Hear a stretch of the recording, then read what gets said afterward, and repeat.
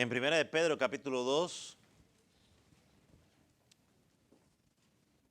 hoy vamos con la ayuda del Espíritu Santo terminar este capítulo. Hoy vamos a leer los dos versículos que estamos estudiando.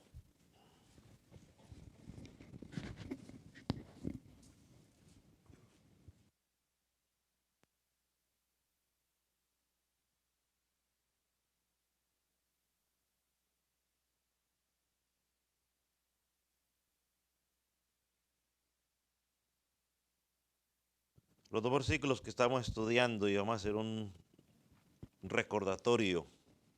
Es el versículo 24, ¿ya lo tiene? Quien llevó él mismo nuestros pecados en su cuerpo sobre el madero, para que nosotros, estando muertos a los pecados, vivamos la justicia, y por cuya herida fuisteis sanados, porque vosotros erais como ovejas descarriadas, pero ahora habéis vuelto al pastor y obispo de vuestras almas. Señor, que tu palabra siga trayendo claridad, que aquel que está muerto en delitos y pecados, que está descarriado, Señor, que tu Santo en esta mañana lo convenza de pecado, de justicia y de juicio, y pueda clamar a ti por fe, por perdón, por arrepentimiento. Señor, y aquel que está firme en ti, oh Dios, que tu palabra lo motive a cada día seguir esa carrera de fe. Gracias, Señor. En el nombre de Jesús. Amén. Puede tomar asiento. Comenzamos la semana pasada a estudiar estos dos versículos para terminar el capítulo. Y hablamos que el apóstol Pedro nos presenta uno de los fundamentos de la fe cristiana. Cristo como nuestro sustituto. De Cristo tomó nuestro lugar. Donde el castigo que era para nosotros por causa del pecado, Cristo lo tomó para él. Cargó la ira de Dios para que todo aquel que en él crea pueda encontrar salvación, pueda encontrar perdón. Y dijimos que era el corazón del evangelio, porque o Cristo cargaba la culpa de mis pecados o la cargaba yo. O Cristo pagaba la culpa de mi pecado o lo tenía que pagar yo en el infierno. Pero gracias a Dios que Jesucristo cargó ese pecado sobre él. Y hoy encontramos salvación y vida eterna en Jesucristo. Dijimos que la palabra llevó, que dice el versículo 24, llevó, significa acarrear el peso enorme e intenso del pecado. Y dijimos que no fue que alguien lo obligó a hacerlo, sino que voluntariamente el Señor Jesús decidió hacerlo, ¿no? Como dice la Escritura, y lo acabamos de cantar hace un rato, lo hizo por amor. No porque vio nada bueno en usted ni en mí, porque en usted y en mí espiritualmente no hay nada bueno. Podemos dar comida a los pobres, pero eso no nos hace buenos delante de Dios. Somos pecadores culpables del pecado. Y déjeme leerle una vez más unas palabras del predicador, el pastor Spurgeon, sobre la sustitución.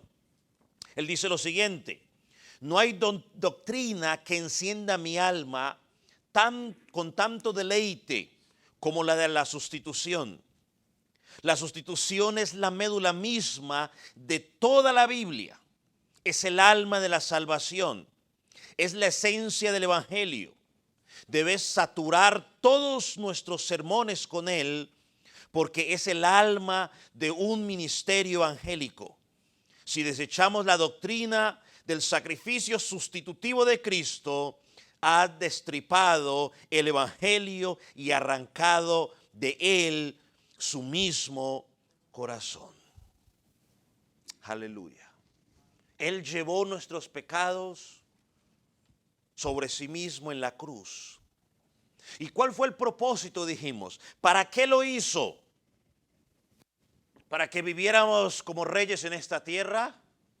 ¿Para que cumpliéramos el sueño americano? No, dice claramente el apóstol Pedro aquí, para que viviéramos muertos, para que estando muertos a los pecados, vivamos a la justicia. Y lo leímos en la traducción, nueva traducción viviente, que lo dice más claro, para que nosotros podamos estar muertos al pecado. Cristo no murió en la cruz del Calvario para hacernos ricos en esta tierra, sino para que viviéramos una vida de rectitud.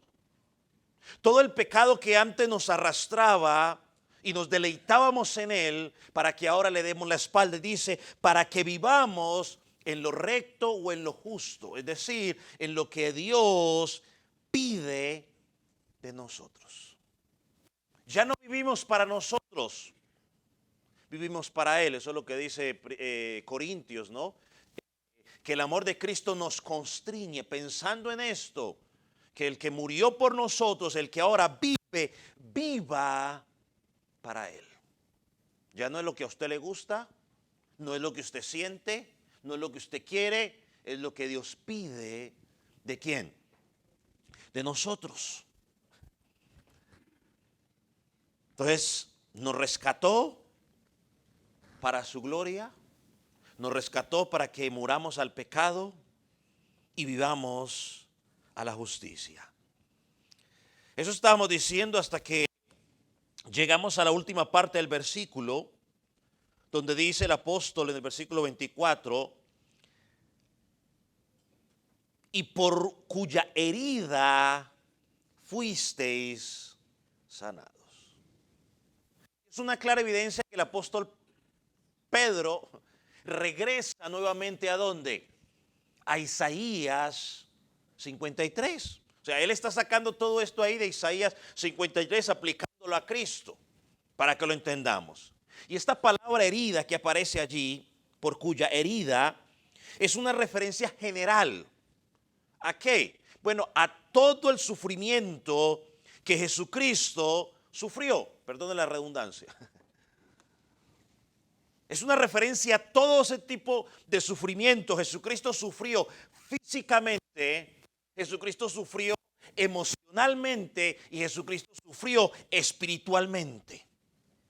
Es una referencia a todo lo que Él sufrió. Ahora, yo quiero aclarar algo. Porque cuando hablamos de herida o de, dice herida fuimos sanados, siempre tratamos de aplicar esto a una sanidad física. Pero Pedro aquí no está hablando de una sanidad física. Pedro aquí está hablando de una sanidad espiritual, aunque la física está incluida. Ya hablaremos de ello. Pedro apunta a una sanidad espiritual. Y quiero aclarar algo ya que vamos a hablar un poco de la sanidad. En esta congregación, y yo en particular, a título personal, como congregación, creemos firmemente que Dios hoy sana. Dios puede sanar, Dios hace milagros. Por eso oramos por los que están enfermos. Aquí nadie me ha dicho, pastor, porque estoy enfermo, y yo nunca he dicho, no, ya no oramos en eso porque no creemos que Dios sana. No, Dios sana, Dios hace milagros. Ahora, en lo que no creemos es en los milagreros. En lo que no creemos es en los programas televisivos donde hacen sanidades. Y no es porque nos falte fe o lo personal, pues de pronto usted sí cree, pero yo no. Entonces hablo personal. En lo personal no es porque me falte fe, sino que no encuentro evidencias bíblicas para tal espectáculo.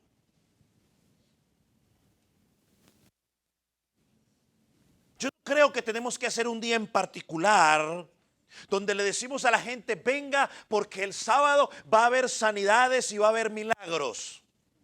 Porque indirectamente le estamos diciendo a Dios, Dios, get ready. Dios, prepárate, Dios, porque el sábado ya planeamos nosotros hacer una campaña de sanidad y milagros. Así que está listo, Dios, porque todos van a venir con la expectativa. Dios, prepárate. No, hermano.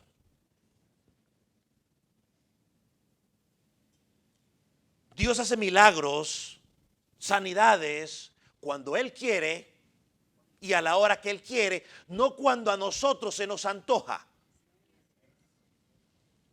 No es cuando usted y yo queremos que Él sane. Él sana cuando Él quiere. Podemos orar, pero Él sana cuando Él quiere y a la hora que prefiere. Y si quiere. También encuentro evidencia en la Escritura, y bastante evidencia en la Escritura, en la que vemos que Él no va a sanar. No porque Él pueda, sino porque de una u otra manera Él va a ser glorificado aún en la enfermedad de esas personas. El caso de Pablo es uno de ellos. En Según de Corintios capítulo 2 usted lo encuentra allí. Timoteo se enfermó. Los colaboradores de Pablo también se firmaron. Según de Timoteo 4:20 usted lo encuentra allí. Si que Dios sana, amén, Dios puede sanar. ¿Cuándo? Cuando Él quiere. No hay que ponerle un día en particular. Dios lo puede sanar a usted solo en su cuarto cuando usted esté orando, pidiendo que lo sane. No necesita que hagamos espectáculos. Él sana cuando Él quiere. Ahora, dejando eso claro, regresemos a nuestro texto de estudio. Porque Pedro aquí apunta a sanidad espiritual. ¿Qué es la sanidad espiritual? Ahorita le digo. Muchas veces en la Escritura encontramos algo interesante, que la condición del alma que vive en pecado es descrita como enfermedad física. Y una alusión de eso lo encontramos en Isaías capítulo 1. Vaya a Isaías capítulo 1, donde el profeta está describiendo la corrupción moral del pueblo de Israel. Y mire cómo la describe, versículo 1, Isaías capítulo 1, versículo 5. ¿Lo tiene? Dice, ¿por qué querréis ser castigados aún? ¿Todavía os rebeláis? Toda cabeza está enferma y todo corazón doliente. Desde la planta del pie hasta la cabeza no hay en él cosa sana, sino herida, hinchazones y podrida llaga. No estás curadas, ni vendadas, ni suavizadas con aceite. Ahora, aquí el profeta no está describiendo de alguna enfermedad física que ellos estaban padeciendo. El profeta aquí está describiendo el estado del alma del pueblo. Está describiendo su rebelión, su apostasía contra Dios. Así que en varias ocasiones encontramos que cuando los profetas o los escritores están hablando de la sanidad del alma, lo presentan en términos de la sanidad física o del cuerpo. Y por el contexto inmediato de aquí del apóstol Pedro, no podemos meter que está hablando de sanidad del cuerpo, está hablando de sanidad espiritual. Pastor, ¿qué es la sanidad espiritual? Bueno, es la sanidad del pecado. Es el alejamiento de Dios. Eso es lo que Pedro tiene en mente. Cuando dice aquí, porque llevó en sí mismo nuestros pecados en su cuerpo sobre el madero, describe para que estemos muertos al pecado, para que vivamos en justicia, y por cuya herida fuisteis sanados. Yo le pregunto, cuando Cristo murió en la cruz del Calvario, ¿de qué fuiste sanado? De la muerte espiritual, del pecado. Pero aquí no está hablando de tu cáncer, ni de tus piedras en los riñones, ni de tu diabetes. La enfermedad que necesitamos con urgencia ser sanados es la tendencia del ser humano a darle la espalda a Dios. Es la enfermedad de apartarnos de Dios. Por eso es que la sanidad provista por Cristo es traernos de vuelta a Dios Padre, restaurar nuestra relación con Él. ¿Cómo lo hizo? Siendo nuestro sustituto, como ya lo estudiamos en el versículo 24, y en el versículo 25 que miraremos más adelante, nos dice que por eso es nuestro pastor, que nos tomó como ovejas descarriadas y nos trajo otra vez al redil. Así que Pedro está hablando aquí de una transformación. Está hablando del paso de la muerte, ¿a dónde? A la vida. Del pecado a la justicia. De la culpa a la inocencia. De eso está hablando el apóstol Pedro. Entonces, cuando el apóstol Pedro y el profeta Isaías nos están diciendo, por su herida fuisteis sanados. Hermano, perdóneme, pero decir o reclamar una sanidad física, estamos errando al blanco. Cualquiera que dice, no, es que él dice que por su llaga fuimos sanados y yo reclamo esa sanidad, hermano, estamos errando el blanco. ¿Por qué? Pregunta usted. Porque en la escritura vemos claramente que en la expiación, o sea, en la obra de Jesucristo, que nos libera de la culpa, hay sanidad física, sí lo hay, pero esa sanidad será total cuando Jesucristo nos haya glorificado. Mientras estemos en este mundo caído, tendremos enfermedades. Algunas serán sanadas cuando oremos, otras no serán sanadas cuando oremos, como fue el caso del apóstol Pablo. Y es más, algunos quizás moriremos a causa de esas enfermedades.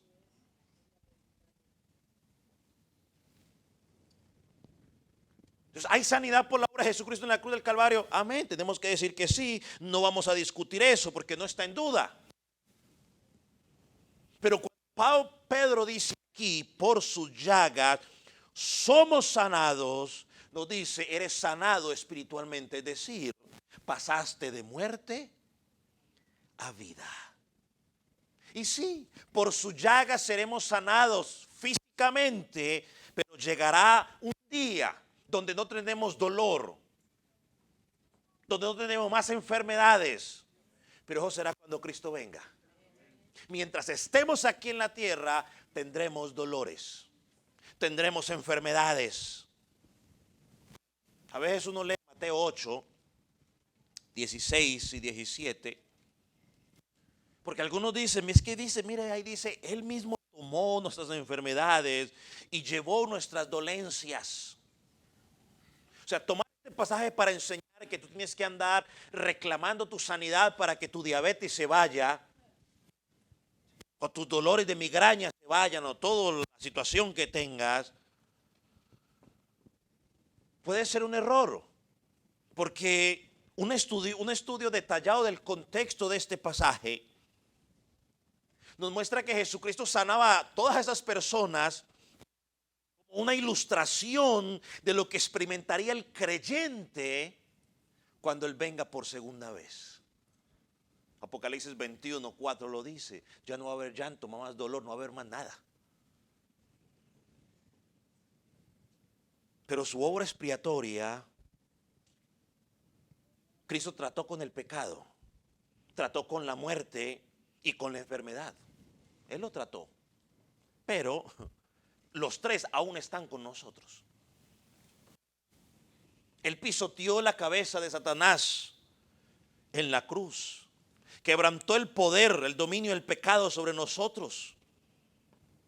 Por eso cuando tú y yo confiamos en esa obra de Jesucristo en la cruz del Calvario, somos liberados del poder del pecado sobre nuestras vidas. Mire algo interesante. Cristo murió por los pecados suyos y míos, pero todavía los cristianos aún lidiamos con el pecado. Si no, lea Romanos capítulo 7. Él conquistó la muerte. ¿Cuántos dicen amén? Yo creo, según la Escritura, que Él conquistó la muerte.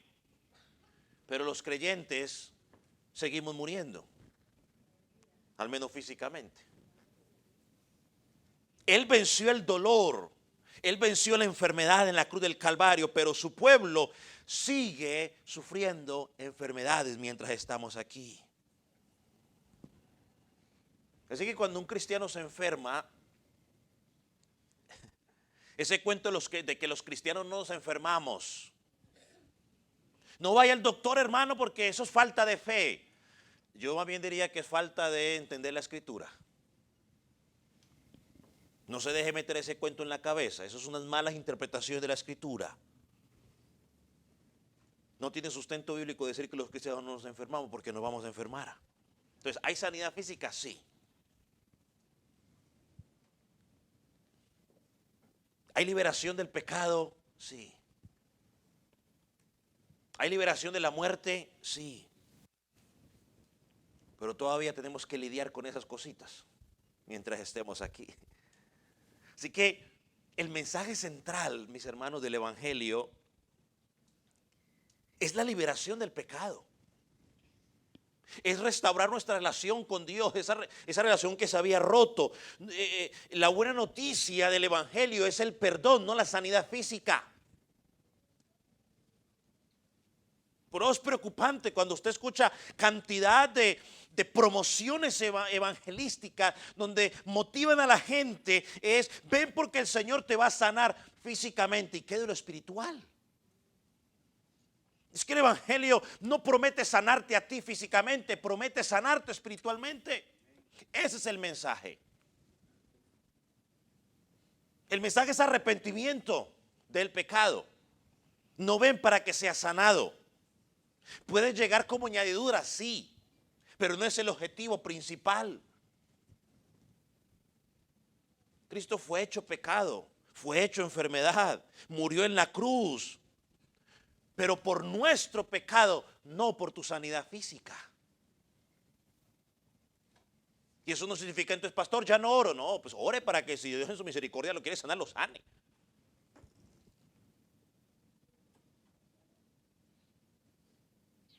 Hay muchos creyentes que van a enfermar físicamente y van a morir de esa enfermedad física, pero tienen la victoria espiritual, porque espiritualmente no van a morir. Y eso da mayor alegría. Pasarán a la eternidad en la gloria con Él, aunque hayan muerto de alguna enfermedad aquí. Así que mi hermano, si de pronto tú eres de los que tiene alguna enfermedad crónica, o sea, una enfermedad crónica es la que está ahí, posiblemente usted muera con ello según los doctores. No creas ni dudes de que Dios ha faltado a su promesa. ¿Por qué? Hermano, porque en la expiación no garantiza la salud presente de los cristianos. Su promesa de sanidad total va a ser en el futuro. Mientras tú estés aquí, seguirás padeciendo esas cosas, te guste o no te guste, lo entendamos o no lo entendamos. Y estar enfermo no es pecado. He escuchado muchas veces que la gente dice, no, es que el que está enfermo es porque quién sabe qué cosa habrá hecho. No, o sea, estar enfermo no es pecado. La Biblia no dice que tienes que arrepentirte de tener cáncer. O huye del cáncer. La Biblia dice huye de la, tampoco dice huye de la artritis, dice huye de las pasiones pecaminosas, que es diferente. Entonces, mi hermano, el punto es simple. Y escúcheme atentamente. Toda enfermedad, en última instancia, es el resultado del pecado, sí. Es el resultado de la desobediencia de Adán en el jardín. Hasta la tierra está sufriendo las consecuencias del pecado del hombre. Todo eso es consecuencia del pecado del hombre. Si él no hubiera pecado, quizás no estuviéramos enfrentando ninguna de esas situaciones.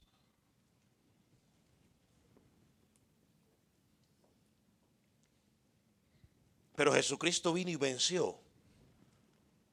Pero solo cuando Él llegue por segunda vez, veremos la culminación total donde todo será erradicado y entraremos a vida nueva y tierra nueva. Eso es lo que Él ha prometido en el futuro. Mientras esté aquí, aguantamos. No tienes que arrepentirte si eres víctima de algún tornado. Tampoco tienes que arrepentirte porque te dio el virus de moda ahora, el COVID-19. Entonces Pedro, Isaías, en el lenguaje que están usando aquí es simple. Está diciendo que Él cargó todos nuestros dolores. Y cuando dice que Él cargó nuestros dolores, no está diciendo que Él, mientras estaba en la cruz, experimentó dolor ¿por qué? Un virus estomacal. O cuando estaba en la cruz del Calvario sintió dolor de oído. No, hermano, Jesús cargó el dolor y nuestras enfermedades al soportar la ira de Dios contra el pecado. Y al sentirlo, sentó las bases que quitarán para siempre esas enfermedades y dolencias sobre nuestras vidas. Pero hay que esperar a que Él venga por segunda vez. Por eso Él vino a reconciliarnos con Dios. Dios es la fuente de todo bien. Y esa es la buena noticia del Evangelio. Hay sanidad para el alma. Hay sanidad para el alma. Y una de las cosas que a veces uno piensa cuando alguien fallece y fallece en Cristo, uno dice, bueno, hay tristeza porque falleció esa persona, ya no va a padecer más dolores, pero lo más importante es que está con Cristo. Y esto nos lleva al último versículo 25. Dice, porque vosotros erais como ovejas descarriadas, pero ahora habéis vuelto al pastor y obispo de nuestras almas. Cristo no solo es nuestro estándar de sufrimiento. Cristo no solo es nuestro sustituto. Gloria a Dios por ello. Cristo es nuestro pastor y obispo. ¿Qué hace Pedro aquí? Una vez más nos lleva a Isaías 53, versículo 6 en este caso. Vaya rápidamente, Isaías 53, versículo 6. ¿Lo tiene?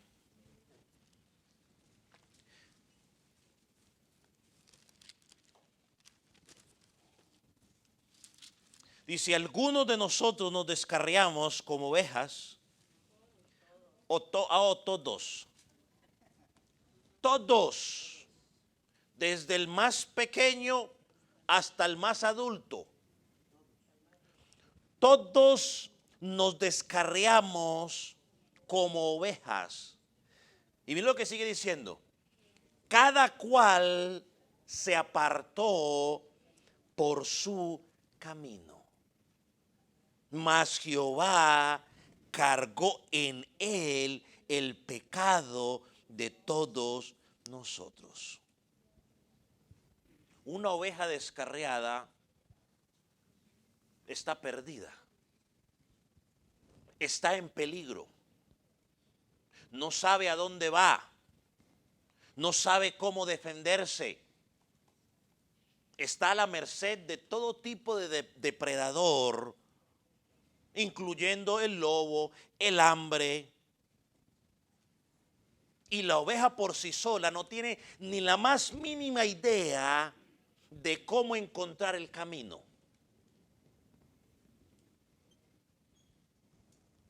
Y esta es la condición del hombre sin Cristo. Amigo que estás aquí, que me ves por video, si tú no estás en Cristo, esta es tu condición. Estás perdido. No sabes para dónde vas, aunque humanamente sabes lo que estás haciendo, espiritualmente no sabes para dónde vas. Estás en tinieblas, estás en oscuridad. El hombre fue creado para la gloria de Dios, para gozar de la presencia de Dios. Dice la Biblia que Adán disfrutaba de la presencia de Dios, hablaba con Dios. Pero por causa del pecado todo eso se perdió. Y mientras Dios no rescate al hombre, el hombre no podrá desempeñar el trabajo para el cual fue creado por Dios. ¿Cuál fue el trabajo? Mientras Dios no lo pueda, no lo rescate. Y como el hombre está dañado por causa del pecado, el hombre necesita ser rescatado y por eso vino Cristo. Y los seres humanos nos creemos buenos. Nosotros no conocemos la condición de nuestro pecado, de nuestro corazón. Y nos creemos muy buenos. Y cuando vemos que alguien hace alguna masacre y decimos, wow, ¿cómo esa persona pudo hacer eso? Pues no se sorprenda, usted pudo haber hecho la misma cosa. No lo hacemos simplemente porque por la misericordia, por la gracia de Dios, Él retiene ese mal en nosotros. ¿Se acuerda cuando Abraham llegó a un lugar y se hizo pasar por que era hermano de su esposa y el faraón se enamoró de ella y dijo, esta es para mí? Dios lo retuvo. Entonces no nos escandalicemos cuando vemos tanta cosa, porque simplemente tú y yo lo hubiéramos hecho. No lo hemos hecho porque la misericordia de Dios nos retuvo. No diga que es que yo soy más bueno. No, usted no es bueno. Usted y yo somos malos. Eso dice la Escritura. No hay quien haga lo bueno. Y cuando hablo de bueno, no estoy hablando de darle comida a los pobres, ni tener un perrito en su casa y darle lechita todos los días. Estoy hablando de lo que a Dios le agrada. Estoy hablando de lo que Dios pide. El hombre en su condición no lo puede hacer. Por eso el hombre necesita con urgencia ser rescatado porque está en peligro. Amigo, si tú no estás en Cristo, estás en peligro. Desde los niños, si no están en Cristo, están en peligro.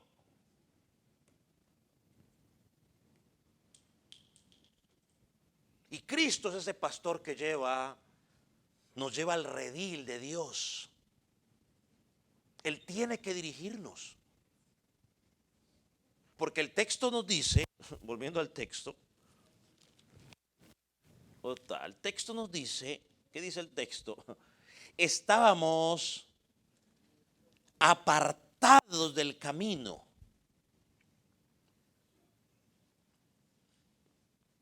Descarriados, o sea, nos salimos del carril.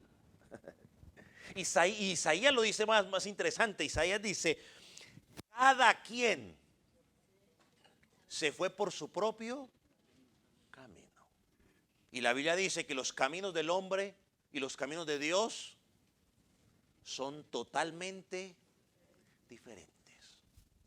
Todo el mundo dice, no, yo estoy bien. Usted habla a la gente de Jesucristo y la gente dice, yo estoy bien. La religión, eso es puro cuento. Yo estoy bien, soy buena persona, no le hago mal a nadie, soy buen trabajador, soy buena esposa, soy buen esposo, soy buen padre, soy buen hijo, soy todo bueno.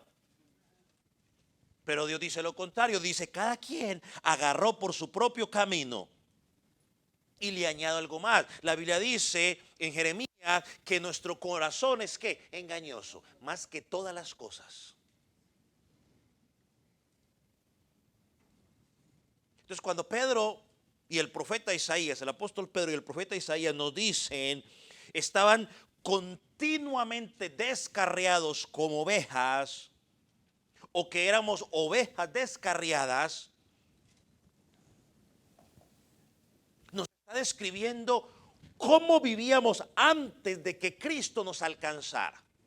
Efesios lo dice más claro. Efesios dice que estábamos como muertos en delitos y pecados. Insensibles, o sea, imagínense, muertos sin delitos y pecados. Significa, hermanos, que tú y yo estábamos constantemente haciendo el pecado y éramos insensibles. Para nosotros estaba bien, normal. Por eso fue que se inventaron las mentiras piadosas. No es una mentira piadosa. Es que era necesaria esa. O las blanquitas. Por eso se inventaron la brujería blanca, negra, zapote, toda la cosa, le ponen de todos los colores. En el fin es la misma historia. Pecado es pecado. Ahora como ya no le dicen adivinación, entonces le dicen el horóscopo. Pero es la misma historia.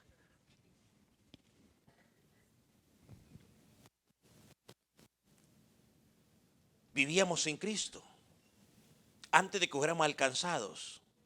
Por eso es que Jesucristo en Mateo 9 por lo menos dice que veía a los perdidos. ¿Cómo los veía? Como ovejas que no tenían pastor.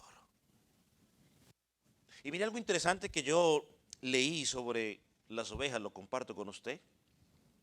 Mire lo que dice. Cuando una oveja se extravía y queda apartada de la manada, se confunde, se echa al suelo y no está dispuesta a moverse y espera hasta que el pastor venga a llevársela de nuevo al rebaño. La inteligencia no es una de las características de la oveja. La oveja depende totalmente del cuidado diario del pastor. Así que Pedro está describiendo nuestra condición de no salvos en el pasado. Pero ahora, hablándole a la iglesia en particular, debido a la provisión de Dios a través de Cristo, nos dice, pero ahora habéis vuelto al pastor. Esta frase tiene una connotación de apartarse del pecado. Una connotación de arrepentimiento. ¿Qué es arrepentimiento? ¿Cambio de qué? De dirección, metanoia, cambio de mente. Es volverse en fe a Jesucristo. Ahora nos podríamos preguntar, pastor, ¿está indicando Pedro aquí que los lectores regresaron a Cristo por su propio poder? Ahí dice, habéis vuelto al pastor. Mi respuesta es en ninguna manera.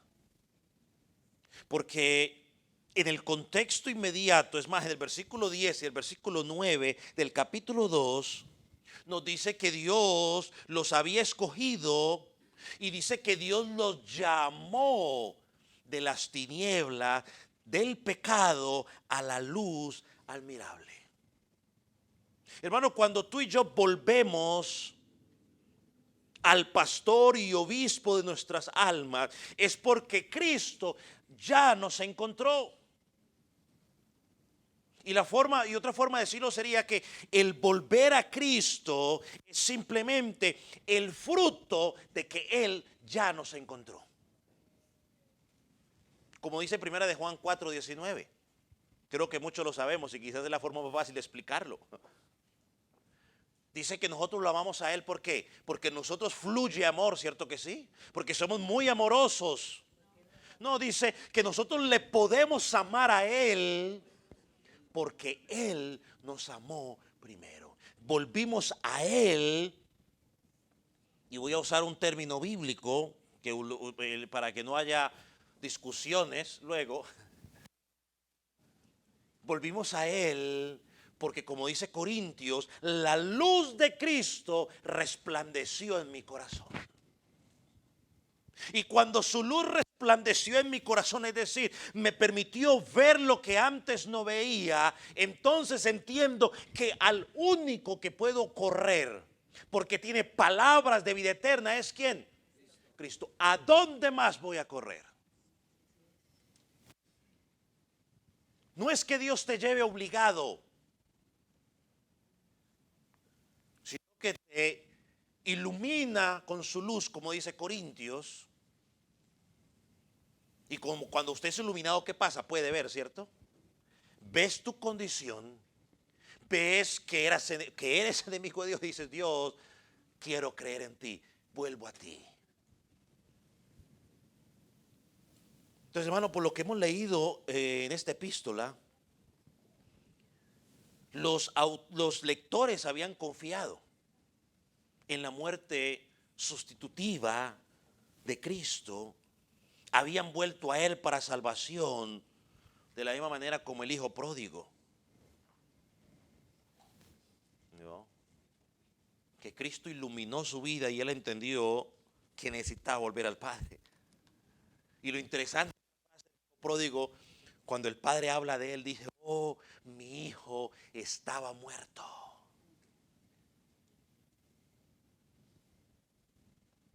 O sea que aunque estuvo con él siempre, porque siempre lo aplicamos en que no, que soy cristiano y salgo y me voy para el mundo y luego regreso. No, aunque estaba con él, estaba muerto. Como el hijo mayor, ¿no? Que también tenía sus deseos extraños por ahí reservados. Hermano, esto lo tenemos que tener bien claro. Todos aquellos que son salvos, que están en Cristo, ahora están bajo el perfecto cuidado, la provisión y la protección del pastor y obispo de sus almas. Obispo es protector. Lo digo una vez más. Todo aquel que está en Cristo en este momento está bajo el perfecto cuidado, provisión y protección del pastor de pastores y del obispo de sus almas. Cristo sufrió como nuestro estándar. Cristo sufrió como nuestro sustituto, y Cristo sufrió para ser nuestro pastor y para reunirnos con Él en sí mismo. Alabado sea el Señor. Él nos cuida. Él nos protege. Miren lo que dijo un comentarista. Keithmaker dijo sobre este pasaje: de todas las religiones del mundo, solamente los cristianos, el cristianismo enseña la liberación del pecado y de la culpa. Solo el cristianismo.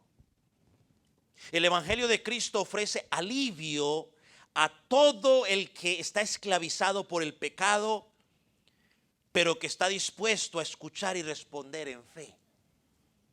El evangelio proclama un mensaje gozoso. Cristo nos liberó de nuestros pecados. Cristo quiebra las cadenas del pecado que arrastra al ofensor sexual, al drogadicto, al alcohólico, al asesino, al ladrón, al mentiroso, al chismoso, entre otros. Cristo libera al pecador de la servidumbre del pecado.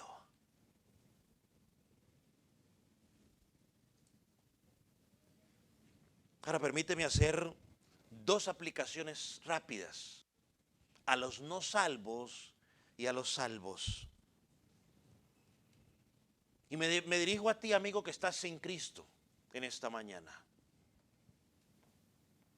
Aquel que no es Cristo como Salvador y Señor, o aquel que me está viendo por video.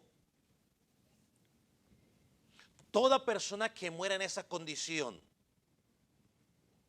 sin Cristo, todo será peor para ti. Porque mientras estés vivo hay esperanza para que la luz de Cristo ilumine tu corazón y puedas volverte a Él. Pero si mueres sin Cristo, estarás separado por la eternidad y nadie podrá hacer nada por ti. No importa cuántas misas tus familiares paguen aquí vivos, no hay nada que se pueda hacer por ti, porque no hay segunda oportunidad. Corintios dice que el día de salvación es ahora.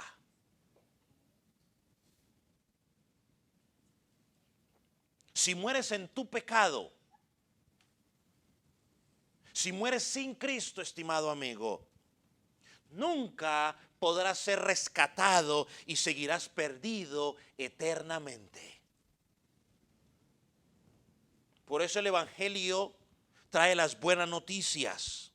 Hay sanidad, hay rescate para tu alma, para todo aquel que cree y se arrepiente.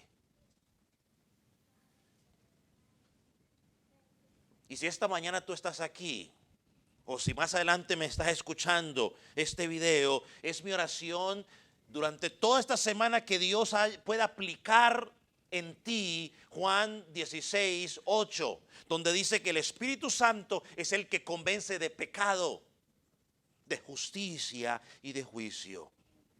Esa es mi oración, para que a lo que estés convencido de que eres pecador, puedas clamar por fe, por arrepentimiento, y puedas venir al pastor y obispo que es Cristo, que cuidará tu alma desde ahora hasta la eternidad. Y te hablo a ti, hermano, que estás en Cristo. Estamos en un mundo hostil, un mundo que nos odia, un mundo donde tendrás sufrimientos, dificultades de todo tipo. Pero te tengo una buena noticia. Si estás en Cristo, estás en las manos del buen pastor. El buen pastor que conoce tus aflicciones, que conoce tus dolencias. El buen pastor que te guía. El buen pastor que te da consuelo en medio del dolor. El buen pastor que guardará tu alma para que puedas terminar esta carrera de la fe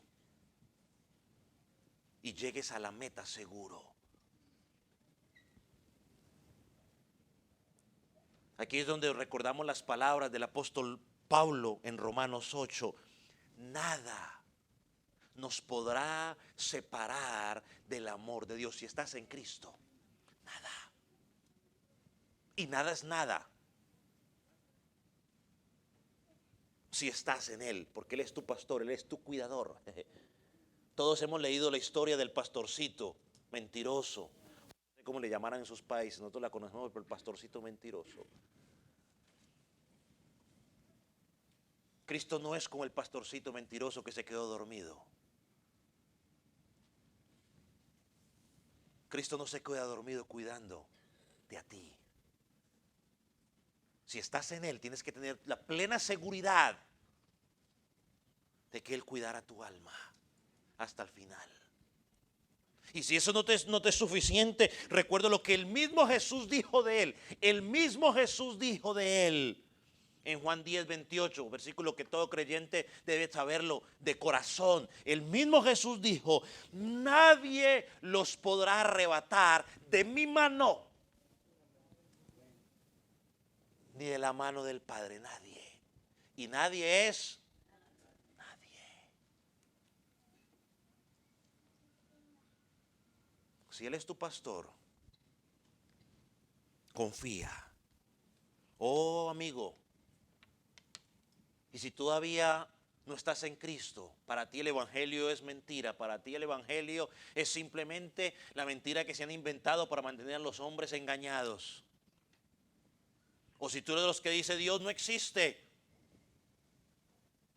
amigo, todavía tienes esperanza. Y el hecho de que hoy me estés escuchando, Dios está hablando a tu vida. Oh, espero que su espíritu te convenza. No yo, sino su espíritu, su palabra. Puedas ver tu condición de pecador. Puedas entender que por ti solo no puedes hacerlo. Y puedas venir a Él clamando por sanidad espiritual, por vida. Vamos a orar.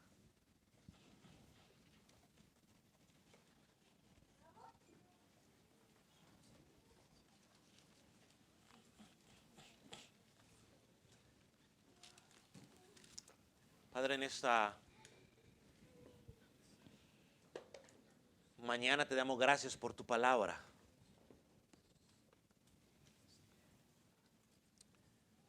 Porque tú eres nuestro pastor, no nuestro obispo. Porque tenemos la convicción por tu palabra que tú nos cuidas. Porque tenemos la convicción que tú nos sanaste de nuestra peor enfermedad. No es una enfermedad física, sino espiritual. Espíritu Santo, yo oro por aquellos que en este momento, todo joven, todo niño, todo adulto, que no te conoce, que su corazón todavía está muerto en delitos y pecados. Yo oro para que la luz de Cristo, como dice Corintios, resplandezca en sus corazones y les permita entender su condición y puedan acudir a ti como acudió Pedro. Solo tú tienes palabra de vida eterna. Yo oro para que tu Espíritu Santo los convenza de pecado, de que son pecadores, que necesitan a un Dios justo, y oro a ti por fe, por arrepentimiento. Y oro por aquellos que ya están en ti, para que tú los afirmes, para que tú les permitas cada día entender que están en las manos del pastor de pastores. Y como dice el Salmo 23, nada les faltará. Y que tú los guiarás hasta el final. Padre, gracias. Gracias, Señor Jesús.